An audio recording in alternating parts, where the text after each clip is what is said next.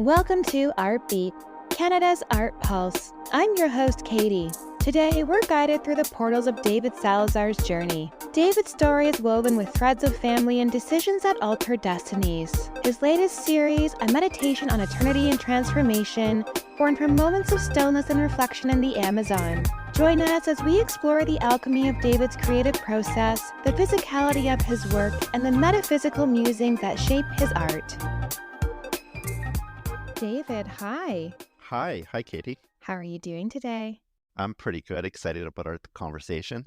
Great, me too. I'm glad to have you here. David, could you start by sharing a bit about your journey into the art world and what were some pivotal moments or influences that led you to become an artist? Art has always been part of my life. Come from a family of 3 boys, my parents, and we grew up drawing constantly after school at my grandmother's home or at my parents when they would take us to their night jobs. We would always be given a stack of white paper and pens and markers, and we would just draw. And I would take my brother's lead of just drawing characters all throughout my life. I was always lost as a kid about exactly what it is that I wanted to do. And when I did come home one day, my father had given me the ultimatum to either you're going to go to continuing studies, or you're going to join the military. I had to choose. So I came home one day and I said, I have a physical. I decided to go join the Canadian Armed Forces, the Navy, actually. And my brothers tore up the piece of paper saying, you're not going to join the Navy. You're going to art school. And I had a good 4 or 5 months to develop my portfolio because my 2 older brothers were at OCA at the time, and they took me under the wing. And so they sort of guided me to art school. And that was a big pivotal moment for myself. But I would say when I actually owned it was after my first year that I just bombed being at OCAD.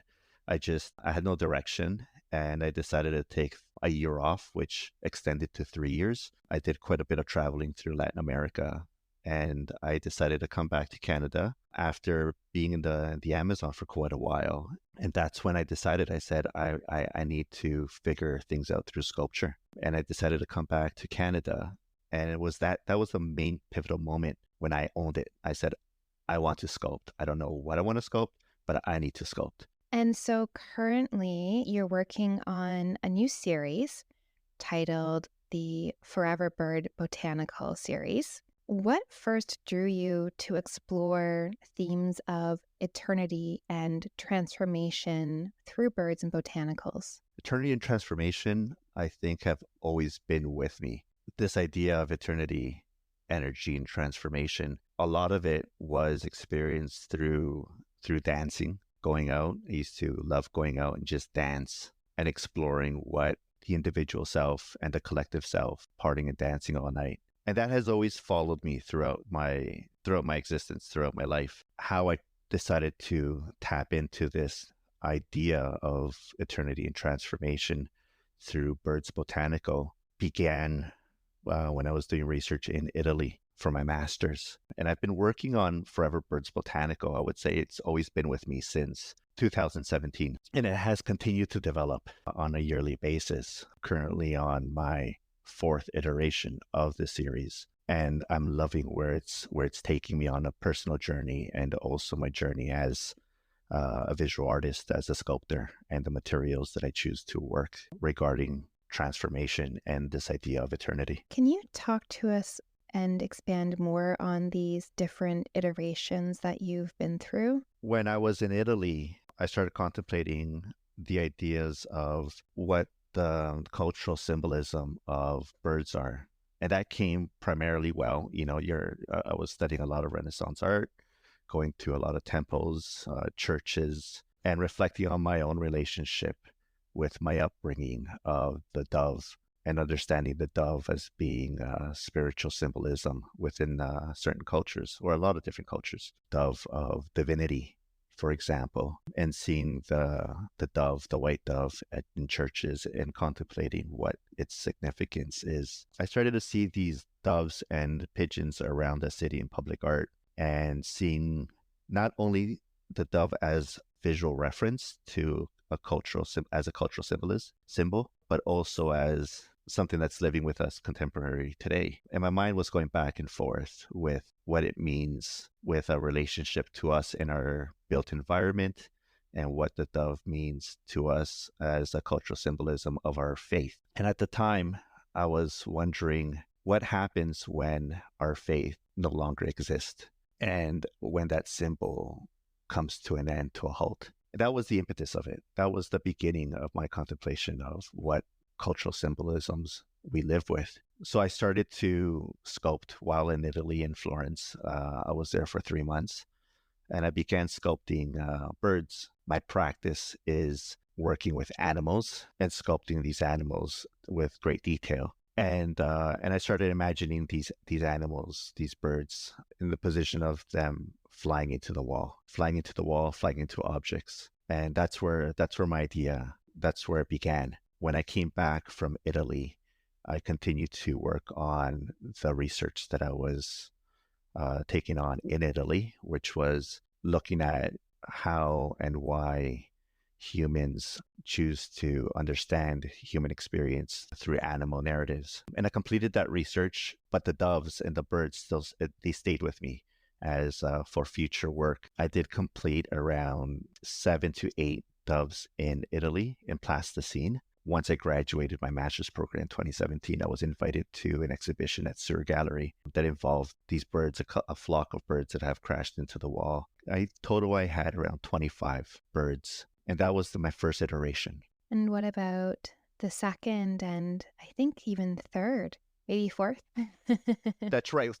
It's been it's when I did exhibit them at Sur Gallery, I like the fact that they were still plasticine because they were still malleable. They can still transform. I like that. And I was already questioning the material in which I'm communicating my idea, which wasn't fully resolved. It wasn't there. But I had the opportunity to exhibit it publicly at a fantastic gallery that really supports my work and other Latin American artists in Canada. And so I took the opportunity, even though it wasn't resolved. I was working closely with Tamara Toledo, the curator. I installed the work, but I wasn't happy with it. I wasn't happy with it because it was a dead end. It was just birds. They flew into the wall, sculpted, detailed, and that's as far as the conversation went. And although I was interested in the conversation, I thought it was fruitful to talk about, for example, the FLAT program in Toronto that is interested in migratory birds and how the built city, how they're flying into the towers and affecting the population of these migratory birds. I feel that my concept wasn't there. That's as far as the conversation went. So later on, I think it was within the year, I did travel to Brazil and I did another residency there. And residencies are great because you leave the comfort of your studio, the comfort of your culture, the comfort of your home, and you're exposed to new concepts and ideas. I did like to take a lot of walks. I was walking a lot, going on hikes, and reintroducing myself to the landscape, the tropical landscape that was extremely familiar to me. And through my walks and my hikes, I did notice through the rainforests, the forest that I was walking through, that there might have been a large tree that had rotted and fell down. And as a result, a large portion of the canopy was exposed to sunlight. It was just an opportunity for new growth to come in and start blossoming. It's a race for all these plants to turn into trees. And I started noticing animals that may have been freshly killed and how they were decomposing, understanding what that cycle of life was. I was exposed to it quite a bit in my hikes, and it got me thinking, seeing rotting trees and how fungi started growing on them, and seeing these animals and them just decomposing and becoming nutrients for new life. That's where I started thinking about the cycle of how it is that we live on this earth. And once we die, how is it that we continue to contribute to this earth? That's where I began to think about botanicals growing out of these birds. That residency was extremely significant to the choices of the visual vocabulary that I was working in and fleshing out the concepts. And also it was in a shift of what materials am I going to communicate these concepts in. Prior to this moment in my career, my studio practice was highly based in hand modeling in clay, going through the process of making a mold, casting the original pattern in a different material, have it be bronze or resin to be painted. Although I was happy with my work, I was never in love with my work. I later understood, and I've come to terms to, I lost the aura of the original. And I think that when I came to the realization, I said, that's Benjamin, I think, is it Walter Benjamin, that speaks about the loss of the loss of the aura, the loss of the original. And, I wish I knew.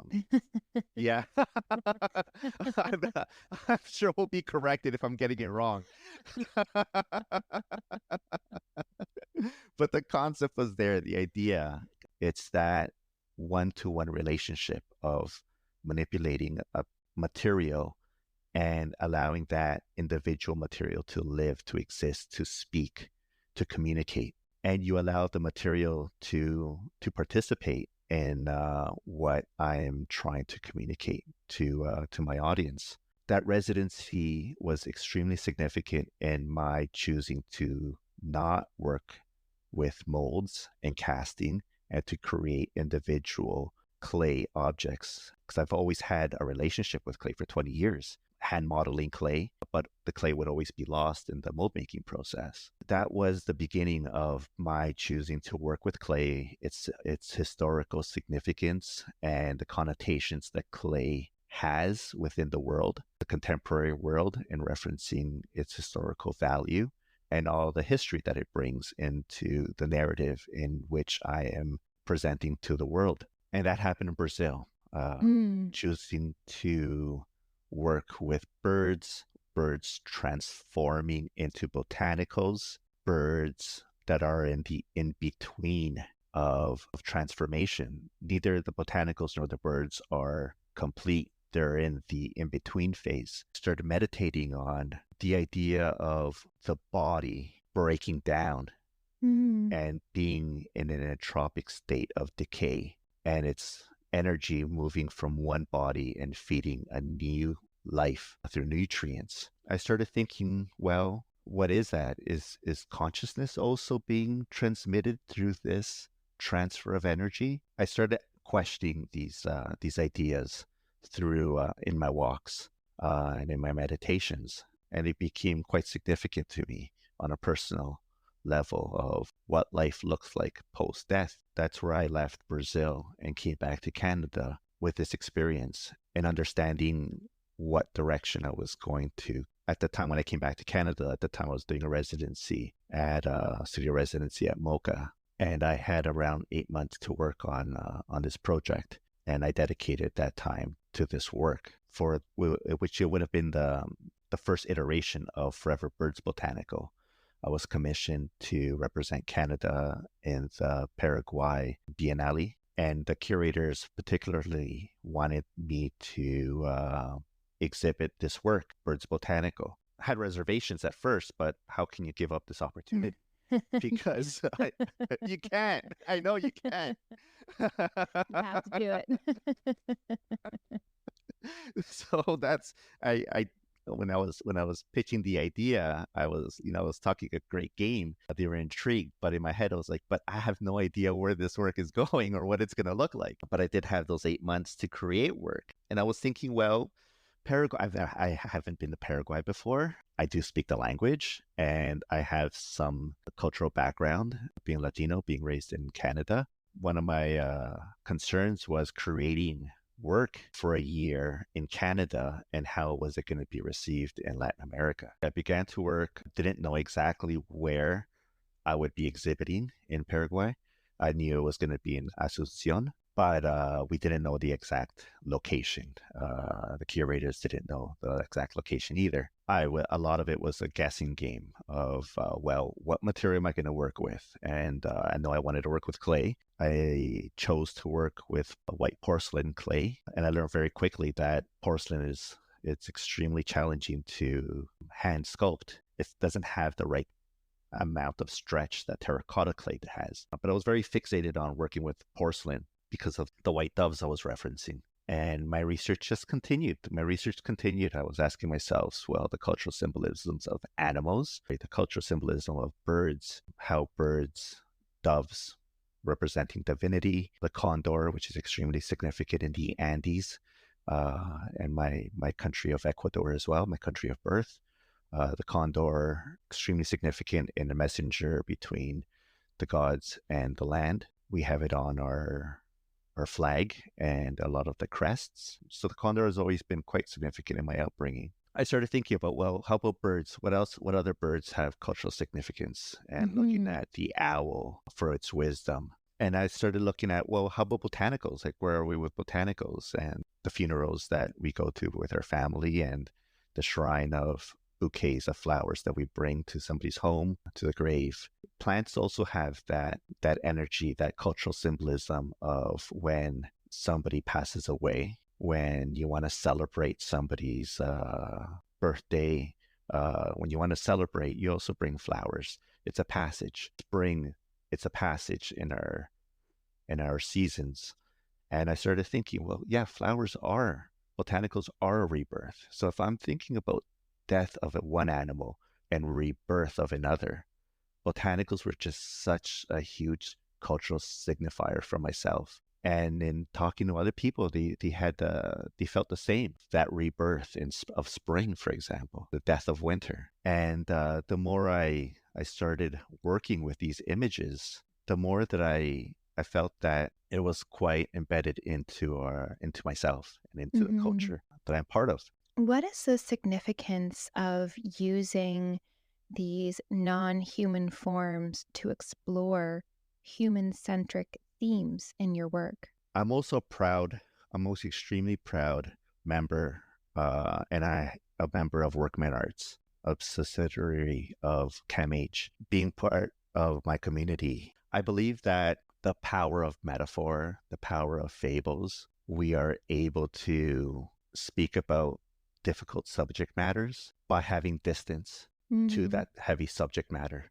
When we're able to have a distance to difficult subject matter, whether it be trauma-based healing, it's a dance where we can come in a little bit close to the subject matter, walk away, and we're safe to do so. When we look at cultural symbolisms of what a wolf represents, whether it represents a predator, what a sheep represents, whether it's a prey, a pig, gluttonous. We can speak about what they signify, what these animals signify. Obviously, they're projections of humans and our culture, but we can speak about difficult subject matter in a safe way, in a way that is safe for everybody. We find that in metaphor. We find that in fables. We grew up with fables. I grew up with a lot of fables. It inspired me my whole life. But fables, they're the history of fables and these allegories, the metaphors that are used, they speak of harsh realities of human history, the relationships of those who have power and those who do not have power, slaves and slave owners. And a lot of the time, these stories were warning tales to others who do not have that power. It is also a sense of escape to make fun of those who do have power in a metaphorical, allegorical manner, in a safe manner. But we all grow up with these tales, the majority of us do. But what is the significance when we really start studying what the moral tales are? Quite grim. And that's what I really enjoy about fables and how I have adopted the fable structure to my own art practice. What I really enjoy in my art installations, my sculpture installations, are that a child can come up and have their own interpretation of my work. And an adult can come and also have their own interpretation of my work. And it varies. It can go extremely dark or it can go playful and happy. It all depends on the individual's cultural interpretation of the symbolism that I'm working with and also the individual's own personal experiences. And we all contribute to the interpretation of the work depending on our lived experience. And I think that's very important to me because I would like to present work and engage people at many different levels.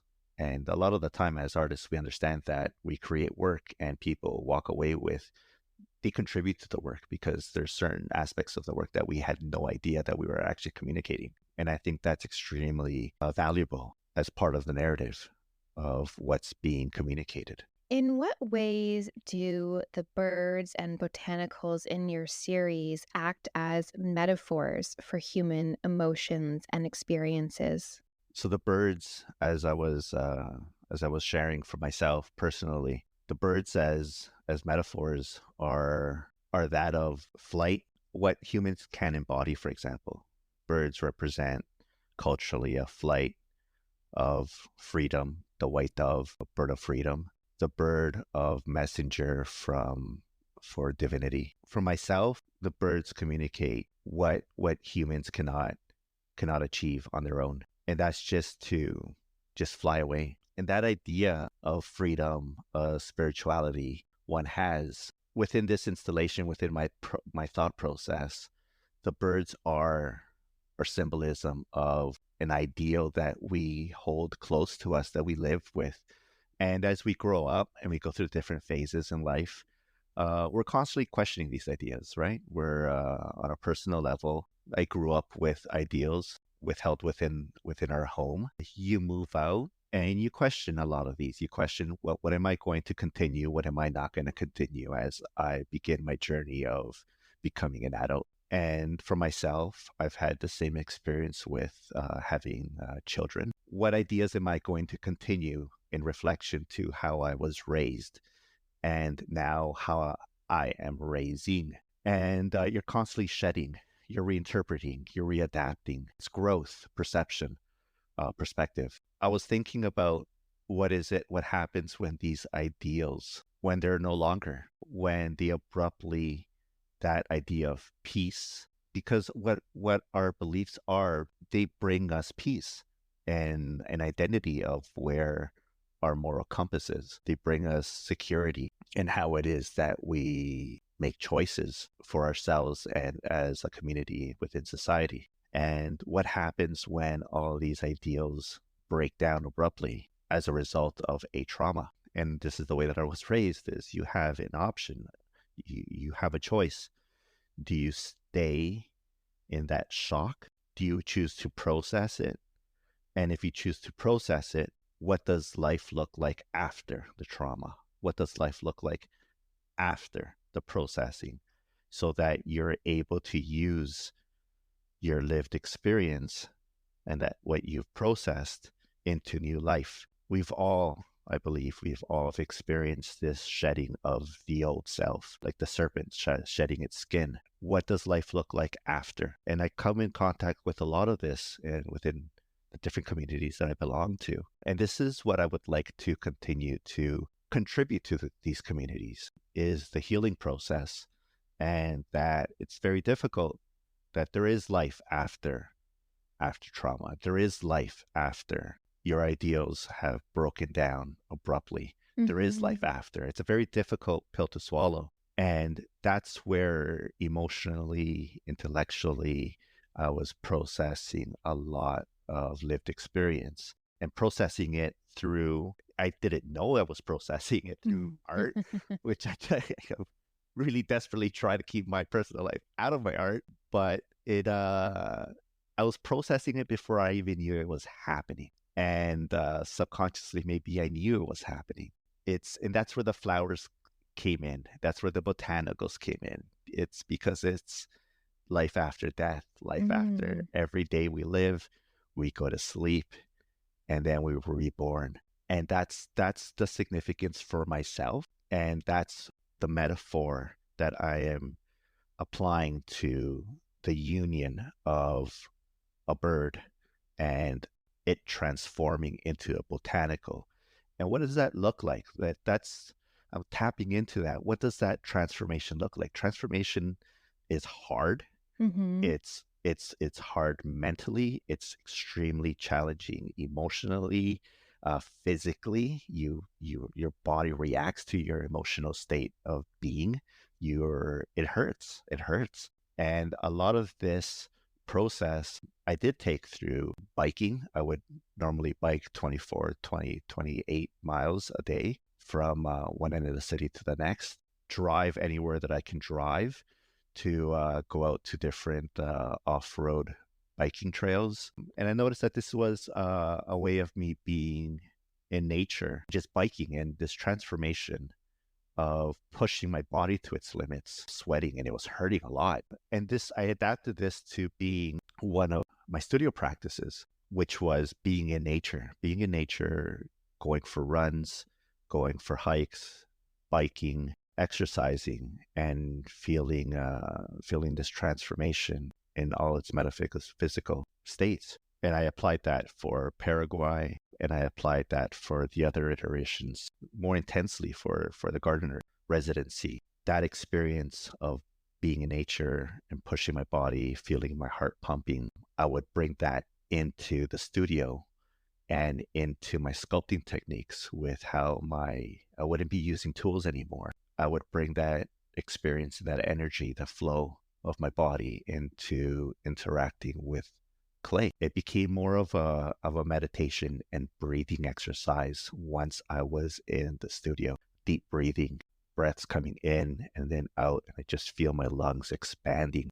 I would make sure that I was in the studio for 4 hours a day, sometimes 8 hours, but I'd say like, I'm done. I got to go for a bike ride. And then I would come into the studio and extremely prolific in accomplishing 14 hours within 7 hours. It was just such a beautiful experience. This huge shift. I had no idea where I was going with the work, but I just had to trust. I just had to have faith and create as much work as you can and then figure it out afterward, right? How do you know when a piece is finished? It's I think that's where my ADD comes into into play. Right? You don't finish a piece. You don't finish a piece. I'm normally working on, if with Birds Botanical, depending on the size.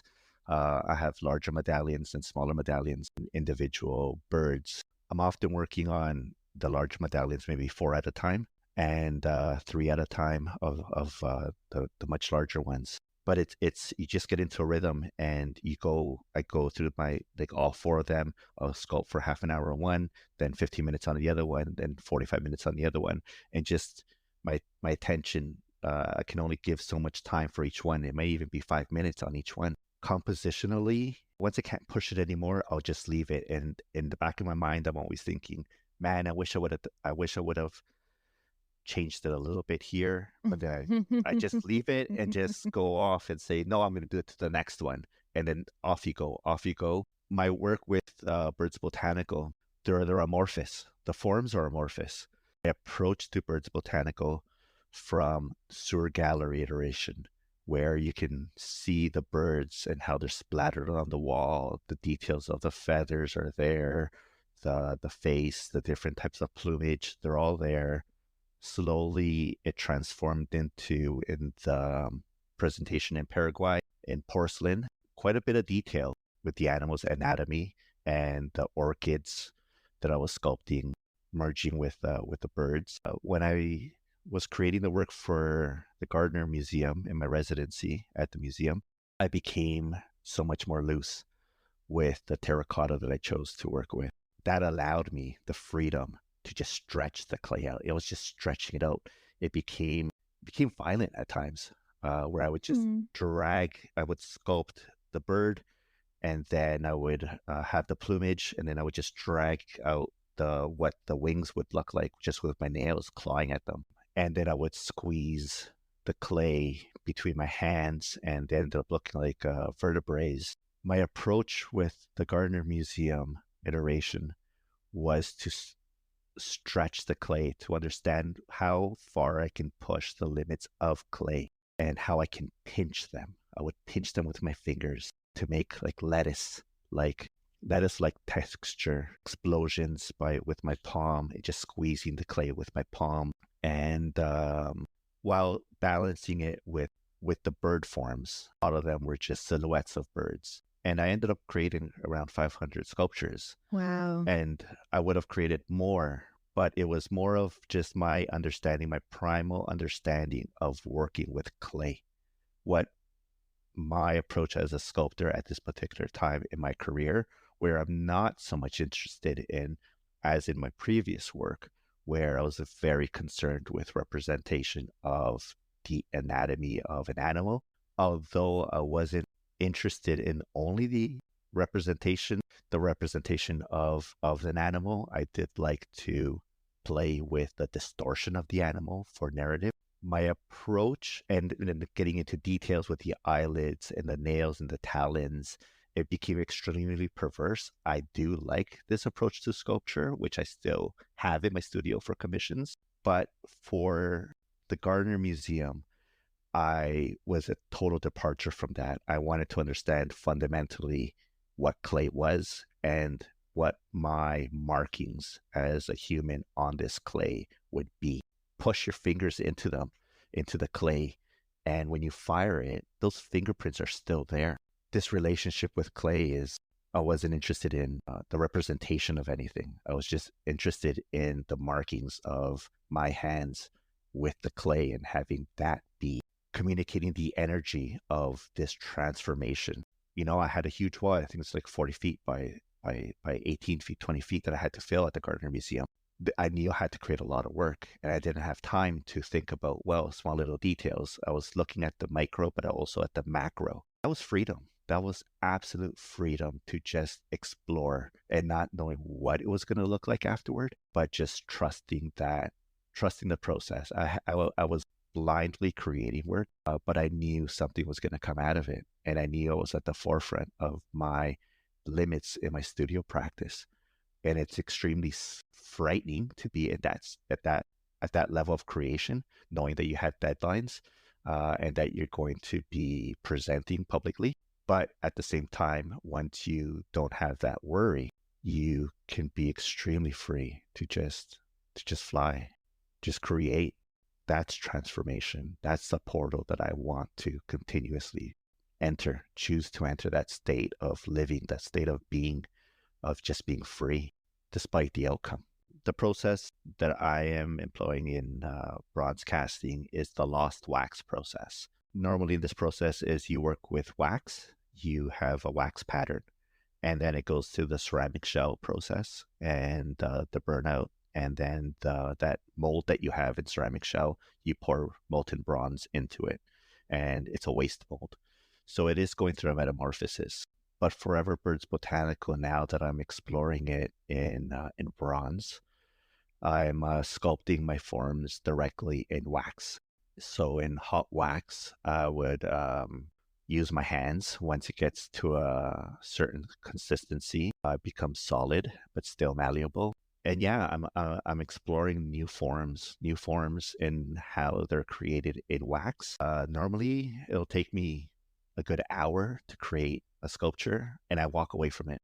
My approach now is, although I'm assisting the students to go through this process of wax work and then metal finishing, and everybody wants it to look pristine as possible. I take the opposite approach to it. I'm extremely careless in the sense of I push the limits of the wax work. If it's extremely thin, I want to see how far I can push the material when it's not going to cast in bronze.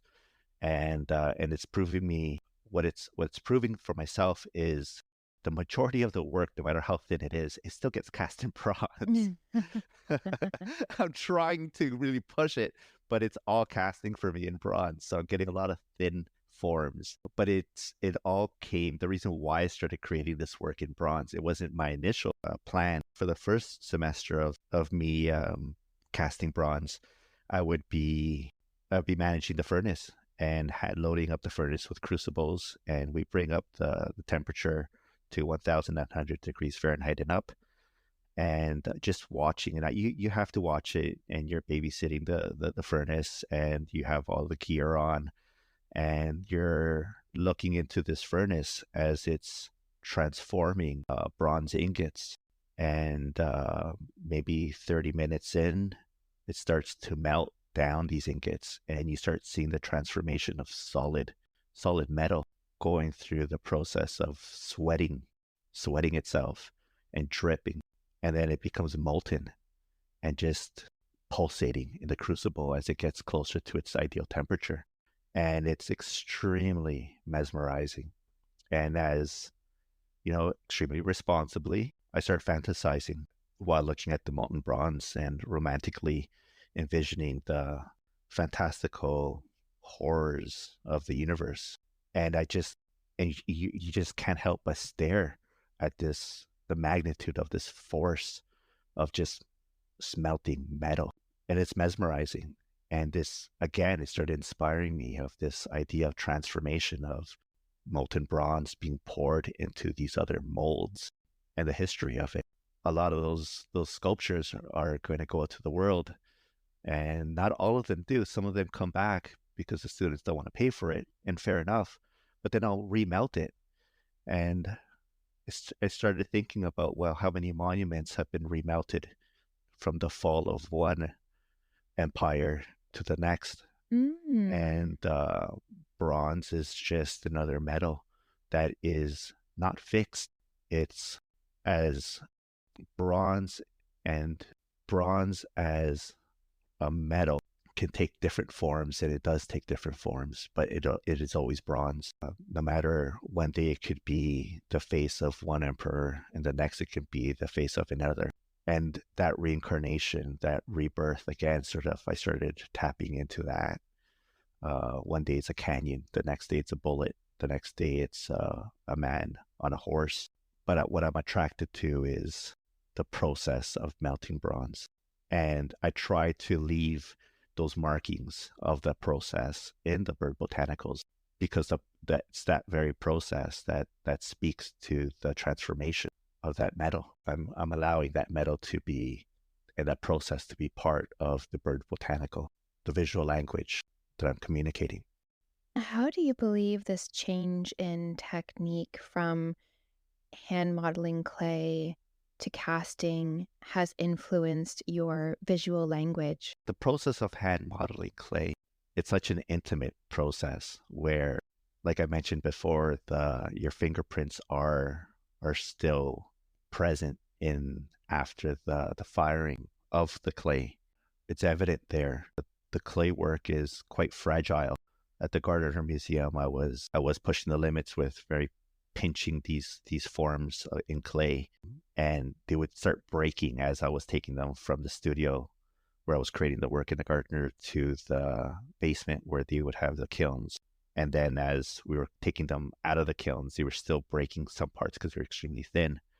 And until installation of the work, sculpting in wax and having it go through the process of the lost wax process for casting in bronze, I started understanding where this work is once it's in bronze, and how I can just bang at it. It's not as fragile as the clay is. And a lot of my metal finishing I'm banging at it. I'm banging at it. I'm so much more rough with it, and I'm leaving a lot of those marks there. I'm still extremely close to this process right now, to how this work is developing with the bronze. I've only started creating this work in January or February, after an artist talk that I gave at Toronto School of Art. That's when I that's where I got the fire lit underneath me, because I realized that I have another exhibit. That's right. That's right. I realized that I have another exhibition coming up in January, and I was thinking, geez, I really got to start thinking about the evolution of this work. And it's still extremely close, and I'm trying to understand it. I do know that I'm getting the itch to have this work come in 3D now, because now it lives differently in the world. It's metal. My experience with public art, creating small to large scale work, and how this work can live outdoors, and what does it look like at a larger scale? Where is it my art practice taking me, these amorphous forms and shapes, and how it can take the brutal conditions of living outdoor So maybe we'll have to have this conversation Next year. next year. It's also been very interesting to hear about the evolution of the first material you were working with, which was a bit more malleable versus to where you are now working with bronze, which is more solid and durable. Is there any way that you might interpret that? My idea has always been I'm creating individual pieces of individual sculptures that are part of a flock, collective. So there's 500 plus sculptures in terracotta, and now I'm working on probably have like 12 in bronze. And when I was creating the work in the Gardner Museum, and the installers were saying, okay, so what's the plan? What are you going to do with all these pieces? Do you have a sheet where one is going to be corresponds to a location on the wall? My response was like, absolutely not. I have no idea how these pieces are going to go on there, or I just have a rough idea. But that's not my approach to this body of work. My approach is to use each individual piece and approach the wall as if I'm sculpting individual pieces of clay in order for it to become a collective. So what I ended up doing was I work intimately with my brother, Jefferson Salazar, and he helps me install. He's always been part of my process of when I go out for my bike rides, I'll send him images of like, this is a portal, this is what I'm going for. And he's always accompanied my creative process, and he's also been my assistant in the studio. What my approach was to take various pieces of fired clay and start sculpting with them one on top of the other by merging them with resin into creating other forms, other amorphous forms, and just continue sculpting them. So the individuals are like Lego pieces. Individual pieces become 10 pieces become one piece, and building up these structures. And now it becomes a little bit easier with the bronze, because even though I may have cast 12 pieces, out of those 12 individual pieces, I may weld 4 of them together to create another form, a freestanding form. Like, it doesn't stop. It like, okay, now that I have these individual Lego pieces, now what can we create? Like, we've got my modeling material. Now what else can I create with them? And that's where the play comes into. That's where the play comes into the studio process. It's never finished. It's not finished. They're just building blocks. David, how has your approach changed from your initial use of animal form in your sculptures? It's gone through a huge transformation. Initially in my art career, I was extremely preoccupied with the tradition of hand modeling clay for the representation of animals in creating allegory sculpture installations. My approach, my interest has always been for the viewer to come into contact with a fantastical animal, have it be the obese pigeon, a hog, the rabbit.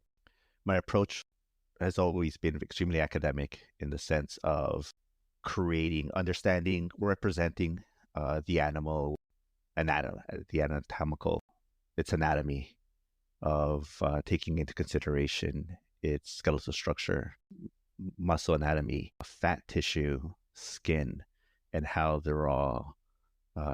all come together on that particular animal. A great meditation for myself has always been how gravity interacts with fatty tissue, with muscles, and the composition of the animal. I was curious of departing from, not from, I was interested in departing from the representation of an animal, transforming it through exaggeration in forms in order to create narrative, which I still do in commission work. But with Forever Birds Botanicals, I'm departing into a new relationship with clay. I'm not interested in representing birds and botanicals and their historical, how they have been represented historically. I'm more interested in seeing them like ink blots. I'm interested in the amorphous. I'm interested in allowing the viewer to come up to their own interpretation of what the botanical mixture of the birds, of them being in between. My interaction with the clay is my approach with the clay is more of a transition of energy into them, of an explosion, of a squeezing, and allowing for the viewer to feel that, to feel the dragging of the clay, to feel the compression of the clay up against the wall. And I'm constantly sculpting different forms because 500 plus sculptures, you can't sculpt the same image or the same kind of image. Some have to be a little bit more floral, other ones are a little bit more bird-like, other ones are a little bit more explosion. Some of them you're just squeezing the clay, and sometimes they just squeeze the clay 15 times, and that's what it is. Mm. It's unrecognizable, but it's recognizable because it's done by the human hand. Somehow it's recognizable, and people have spoken to me about it, saying you're just squeezing the clay, and I'm trying to figure out what that form is, and I'm coming out with my own interpretation of what that form is. Is that what you meant? And I feel that that's extremely rich because that's what they're adding to the work. Mm-hmm. I'm just trying to see what the most honest relationship with clay that I'm having, and I take it and I liken it to cave paintings where you just have the hand on the cave painting, and so this is sort of like you grabbing clay for the first time, just squeezing it, and that's it. I don't want to. The polar opposite of meticulously sculpting a rabbit ear and sculpting the hair, sculpting the eyelids, sculpting the talons, the skeletal structure of the hand and relationship to the fur. I love that. I love that part, those meditations of sculpting. But with this particular work, I'm going the other direction and just feeling clay for most honest existence between my hands and the clay, and what can be communicated through that. Do you have an end goal in mind for your 2025 exhibition, or is it all in the process and you're just seeing how things turn out? Yeah, the latter. I which the Museum London will probably not like to hear. But it is, I had an exhibition. All the gallery exhibitions are test runs. So I do work with Samara Contemporary, with Rafi. I trust Rafi a great deal. And at Birch Contemporary, we had iteration of Forever Birds Botanical. And this is the first time that, or the second time that I used color. And we created an interior courtyard within the exhibition space. And we're using two tones of like an orangish color that I associated to like the papaya color. And I wanted to see how color influenced the interpretation of the work, particularly by creating an interior courtyard. I am bringing in color now into Museum London and seeing the contrast with creating with forms, working with forms. But with Museum London, instead of working with the arch, I'm thinking of a crescent, and in the crescent being one color with the bronze, and then the other part being with the terracotta, and playing with symbolisms of the crescent, of the half moon, also a transformation, and playing with color, and seeing how the work lives in that particular iteration of Birds Botanical. So, David, I would like to shift topics a bit here because I'm very curious about your perspectives on the Canadian art scene. And how do you perceive the current trends? That's a very large question. I would say that currently I've got a window into emerging artists at the university. I'm very proud of where the state is of emerging artists. In, like I mentioned before, it's sort of like a coming home because I did do my undergrad at OCAD and fell in love with the fabrication process, the different studios. And now that I'm working and I'm running the foundry, I'm noticing a lot of students very safely. They'll be documenting a lot of their process, whether it's the waxworking, ceramic shell, the pouring of bronze, the metal finishing, have it be using the plasma cutter, welding, metal finishing, to the patina process. I'm realizing that they're learning the process for the first time. And then they're also posting it on Reels, have it be TikTok or on Instagram. And I don't see it as them doing it for clout. They're doing it because this is the medium that they have. Like we're just coming out of the pandemic. A lot of us were into showing the process as opposed to just a finished piece of artwork. And I feel that there's a trend or there's a shift in teaching, educating people, letting them know what goes into creating, for example, ceramics, woodwork, bronze casting. And it's sort of comforting because at times you think that they're not paying attention, but then they're either regurgitating the information or they're putting it into their own words, and they're breaking down the whole process. And how I see them editing it, because I do end up seeing a lot of the work on Instagram or TikTok, and I'm like, wow, you actually and I feel like they should be giving credit for it. There are a lot of people doing this right now, and I'm sure we've all come across people making work out of rug making. I see a lot of artists talking about the behind the scenes of what goes into creating a work of art, to the installation of it, the curation of it, the public art installation of it, what goes behind.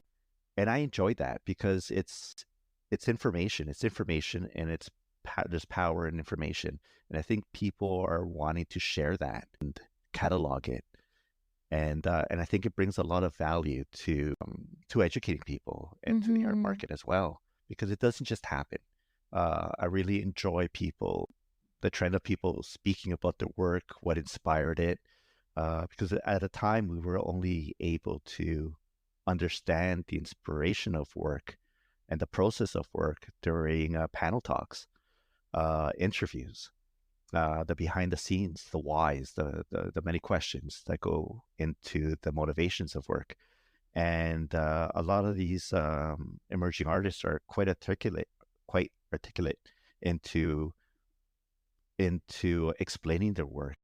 And that's one of the trends that I'm seeing with the emerging artists. So David, what's next for you? Well, I'm still working on, what's next for me is a solo exhibition at Museum London.